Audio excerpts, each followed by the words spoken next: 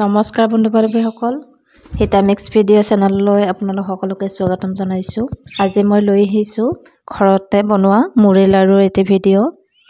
আপোনালোকে দেখি ভাল পাব। ইমান সহজতে সোনকালে মুড়ি লাড়ু বনাব পাৰি। মই গুৰ মিঠাইখিনি ভালদৰে পগাই ল'লোঁ গৰম কৰি।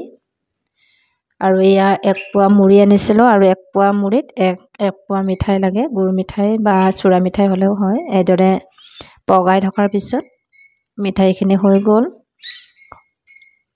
ঠিক এই জোখত ৰাখিব লাগিব। তাৰপিছত মুড়িখিনি দি এনেদৰে লৰাব লাগে আৰু গেছটো এতিয়া বন্ধ কৰি দিম। মই কম জুই নালাগে আৰু গৰম হৈ গৈছে। ইতিমধ্যে মিঠাইখিনি হৈ গৈছে, সেইকাৰণে জুইটো বন্ধ কৰি দিছোঁ। এনেদৰে লৰাই থাকি কিছু সময় গৰম তাপটো দি ল'ম। কেৰাহীটো যিহেতু বহুত গৰম হৈছে মিঠাই গৰম কৰাৰ কাৰণে।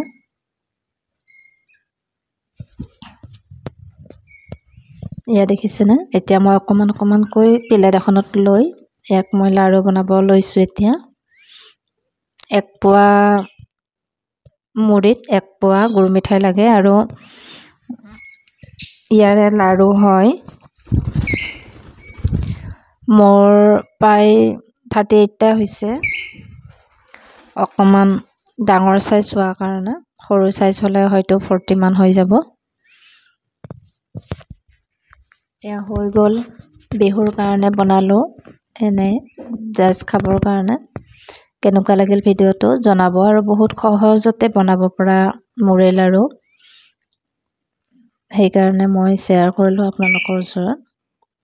আৰু এতিয়া মই কি কৰিছোঁ, মুড়ি লাড়ুখিনি বহলকৈ 2খন থালত থৈ দিছোঁ আৰু লগতে অকণমান শুকান মুড়ি ইয়াতে ছটিয়াই দিছোঁ। নহ'লে ইটো সিটোৰ গাত লাগি যাব ভিজি থাকিলে, আৰু তেতিয়া লাড়ুটো হয়তো ইটো সিটোৰ লগত ভাঙি যাব পাৰে। পিছত টাইট হৈ যাব এইটো। তো কেনেকুৱা লাগিল ভিডিঅ'টো চাই জনাবলৈ নাপাহৰিব। ভাল লাগিলে লাইক আৰু শ্বেয়াৰো কৰি দিব। আজিলৈ এৰিছোঁ। আকৌ লগ পাম নেক্সট ভিডিঅ'ৰ সৈতে। ধন্যবাদ।